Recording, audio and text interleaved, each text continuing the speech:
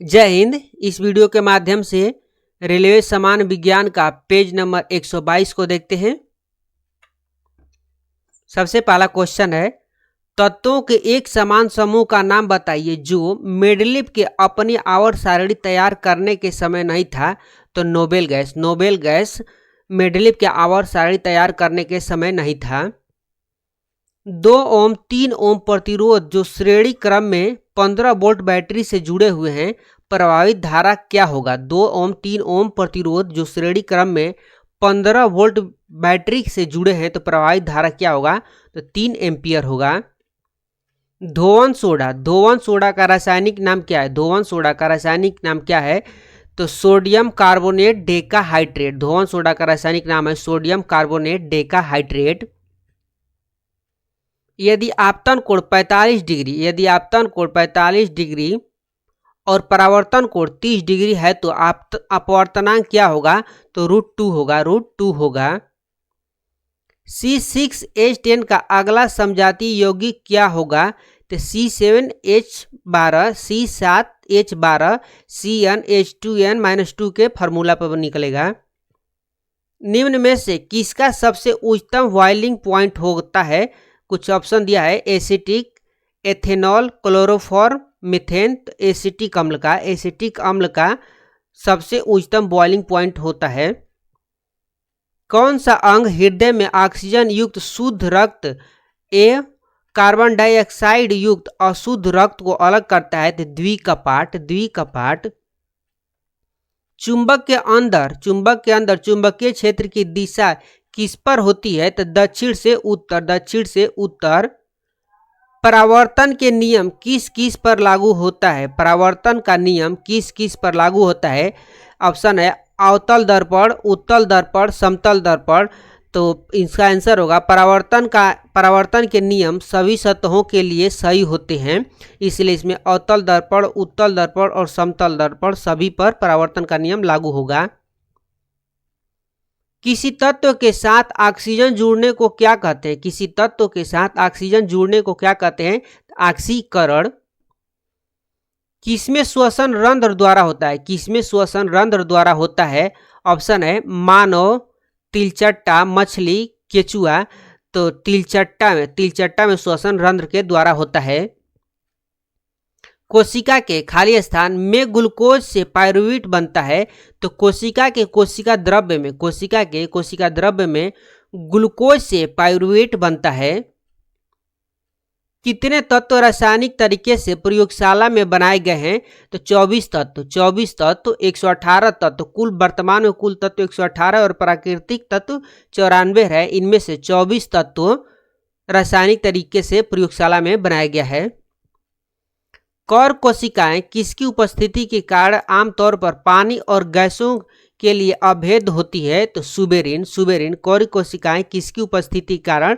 तो सुबेरिन की उपस्थिति के कारण आमतौर पर पानी और गैसों के लिए अभेद्य होती है।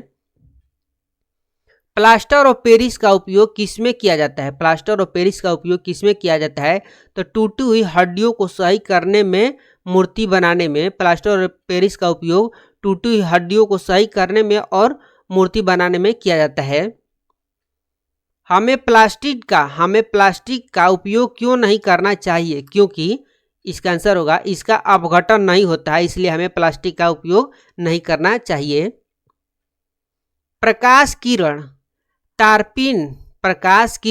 तारपीन तेल जिसका अपवर्तनांक होता है, तारपीन तेल का अपवर्तनांक होता है 1.47 वाले माध्यम से, तारपीन वाले माध्यम से 1.53 अपवर्तनांक यानी ग्लास वाले माध्यम में प्रवेश करती है तो अपवर्तन के बाद यह किस ओर मुड़ेगी। अभिलंब की तरफ मुड़ेगी। यदि प्रकाश किरण तारपीन के तेल के माध्यम से होते हुए ग्लास वाले माध्यम में प्रवेश करेगी तो इसका अपवर्तन के बाद अभिलंब की तरफ मुड़ेगी।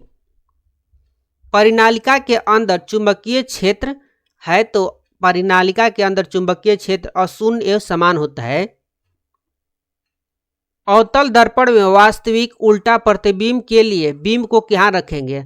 अगर अवतल दर्पण में हमें वास्तविक और उल्टा प्रतिबिंब प्राप्त करना होगा तो बिंब को सेंटर के परे रखेंगे तो इसका आंसर होगा सेंटर से परे, सी से परे। कौन सा दुर्लभ अम्ल है? कौन सा दुर्लभ अम्ल है? कुछ ऑप्शन है CH3COOH, CH3COOH, H2SO4, HNO3, HCl। तो इनमें से CH3COOH दुर्लभ अम्ल है। पौधे स्टार्च का संग्रह पौधे के किस भाग में करते हैं? पौधे स्टार्च का संग्रह पौधे के किस भाग में करते हैं? तो प्लास्टिड में, प्लास्टिड में करते हैं।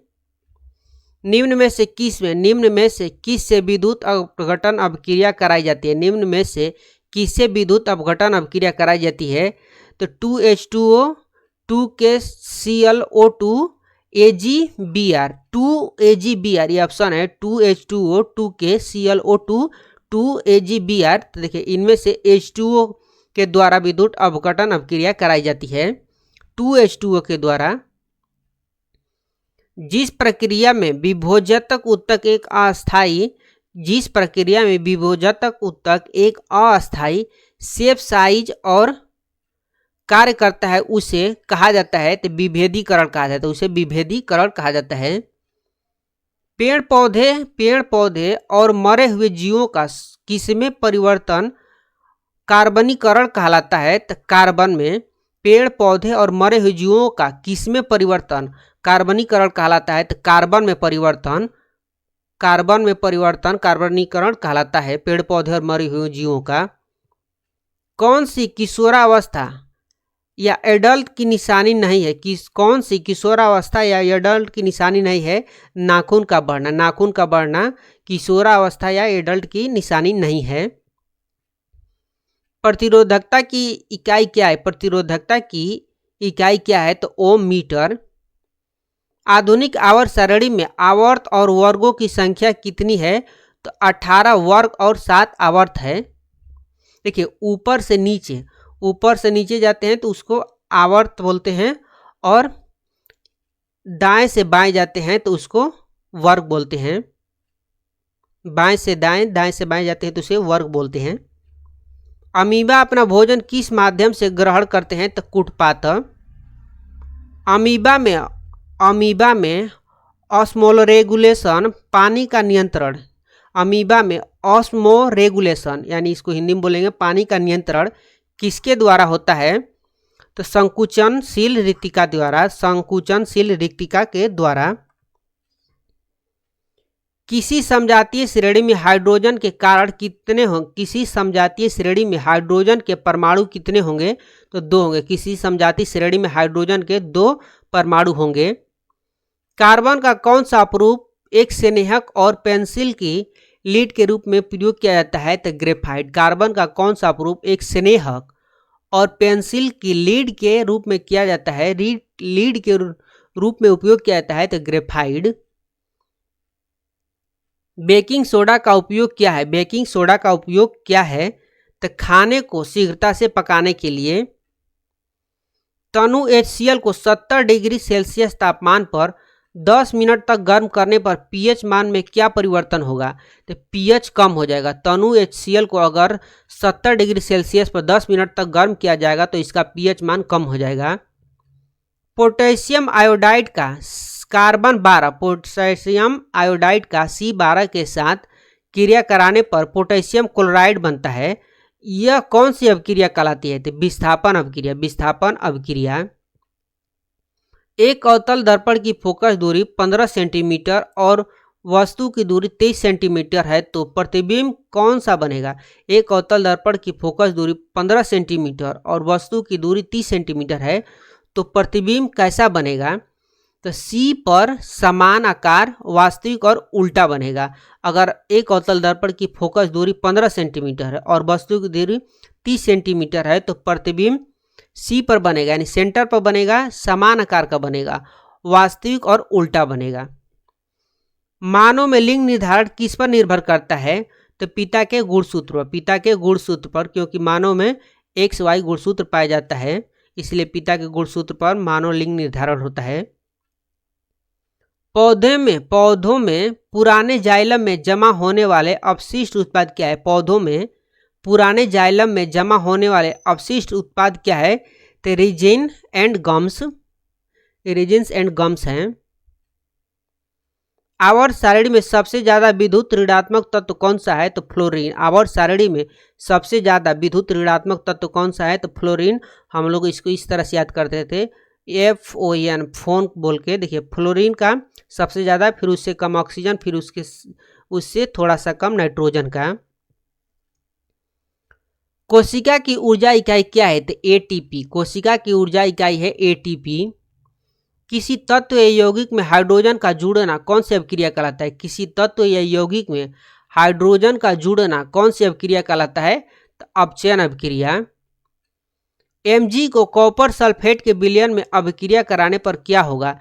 तो Mg कॉपर को प्रतिस्थापित कर देगा। Mg को कॉपर सल्फेट के विलयन में, Mg को कॉपर सल्फेट के विलयन में अभिक्रिया कराने पर क्या होगा? तो Mg कॉपर को प्रतिस्थापित कर देगा, प्रतिस्थापित कर देगा।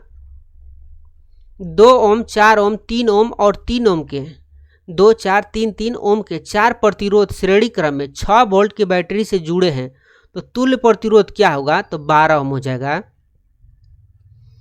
अर्जुन की छाल कौन सी बीमारी में काम आती है? अर्जुन की छाल कौन सी बीमारी में काम आती है? तो हृदय रोग, हाइपरटेंशन में काम आता है। अर्जुन की छाल का प्रयोग हृदय रोग और हाइपरटेंशन के लिए किया जाता है। न्यूलैंड का अष्टक नियम, न्यूलैंड का अष्टक नियम से बेरिलियम के गुण किस तत्व के समान है? तो मैग्नीशियम के। न्यूलैंड के अष्टक के नियम के अनुसार बेरिलियम का गुण किस तत्व के समान है? तो मैग्नीशियम के समान है। बड़े पेड़ किसके माध्यम से अपशिष्ट गैस वातावरण में छोड़ते हैं? तो रंध्रों के माध्यम से। लेड नाइट्रेट को गर्म करने पर कौन सी गैस मुक्त होती है? तो NO2 और O2। लेड नाइट्रेट को गर्म करने पर NO2 और O2 गैस मुक्त होती है। प्रोटीन के पाचन के लिए उत्तरदायी अग्नाशय रस में विद्यमान एंजाइम है? तो ट्रिप्सिन। प्रोटीन के पाचन के लिए उत्तरदायी अग्नाशय रस में विद्यमान एंजाइम है? तो ट्रिप्सिन। किस कारण से हमें सूर्योदय और सूर्यास्त के समय सूरज का गोला चपटा दिखाई देता है? किस कारण से हमें सूर्योदय और सूर्यास्त के समय सूरज का गोला चपटा दिखाई देता है? तो इसका आंसर होगा वायुमंडलीय अपवर्तन के कारण। पुरुष में गुणसूत्र कितने होते हैं? पुरुष में गुणसूत्र कितने होते हैं? तो 22 + XY, यानी 22 जोड़ा और XY मिला के 23, कुल मिला के हो जाएगा 46 गुणसूत्र होते हैं। टोटल 23 जोड़े यानी 46 गुणसूत्र होते हैं। ऑक्सीजन का योग हाइड्रोजन का ह्रास, ऑक्सीजन का योग और हाइड्रोजन का ह्रास होने पर कौन सी अभिक्रिया होती है? तो ऑक्सीकरण अभिक्रिया होती है। खाद्य श्रृंखला का सही क्रम क्या है? तो सूर्य का प्रकाश, फिर उत्पाद, फिर शाकाहारी, फिर मांसाहारी। ब्लीचिंग पाउडर अगर अम्ल से अभिक्रिया करे तो क्या होगा? ब्लीचिंग पाउडर अगर अम्ल से अभिक्रिया करे तो क्या होगा? तो क्लोरीन गैस मुक्त होगी। छोटी आंत में जरूरी चीजों का शोषण कैसे होती है? छोटी आंत में जरूरी चीजों का शोषण कैसी होती है? तो अंगुलीनुमा बिली से। पायरुविक एसिड कहाँ से निकलती है? तो साइटोप्लाज्मा कोशिका से निकलती है। पायरुविक एसिड साइटोप्लाज्म कोशिका से निकलती है। आवर्त सारणी में बाएं से दाएं जाने पर परमाणु त्रिज्या क्या होगा? तो घटेगा। यौन संचारित रोग नहीं है तो ट्यूबरक्लोसिस। यौन संचारित रोग नहीं है तो ट्यूबरक्लोसिस। निम्न में कौन सा अंतःस्रावी ग्रंथि नहीं है? निम्न में कौन सा अंतःस्रावी ग्रंथि नहीं है? कुछ ऑप्शन दिया है, thyroid, adrenal, testis, salivary gland. तो देखिए इनमें से सेलिवरी ग्लैंड अंतःस्रावी ग्रंथि नहीं है। सर्वाधिक प्रतिरोधकता निम्न में से किसकी है? सर्वाधिक प्रतिरोधकता निम्न में से किसकी है? ऑप्शन है कांच, एल्यूमिनियम, पारा, क्वार्ट्ज। तो क्वार्ट्ज की सर्वाधिक प्रतिरोधकता क्वार्ट्ज की होती है। बेंजीन में कुल सिग्मा और डबल बॉन्ड की संख्या कितनी है? तो बेंजीन में 12 सिग्मा और 3 पाई बॉन्ड होती है। प्रिज्म में सबसे कम विचलन किस रंग का होता है? प्रिज्म में सबसे कम विचलन किस रंग का होता है? तो लाल रंग का। प्रिज्म में सबसे कम विचलन लाल रंग का होता है। इस पेज में इतना ही था। अब मिलेंगे नेक्स्ट वीडियो में पेज नंबर 123 के साथ। तब तक के लिए जय हिंद।